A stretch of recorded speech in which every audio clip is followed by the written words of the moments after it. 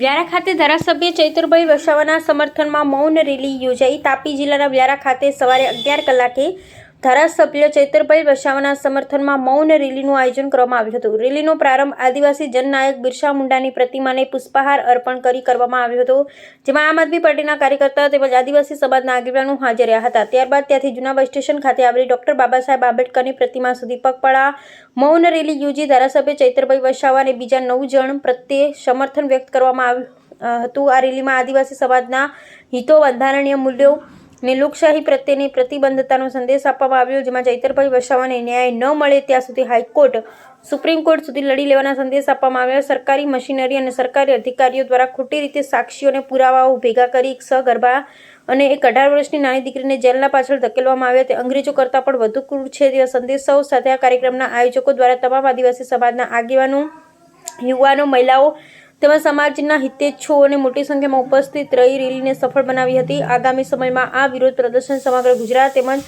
આજુબાજુના 4 રાજ્યો સુધી ફેલાવાની શક્યતાઓ બની રહી છે। આ આંદોલનની દિશા તરફનું એક પગથિયું ગણી શકાય છે। રિપોર્ટર વસીમ પટેલ, અડાજણ, સુરત।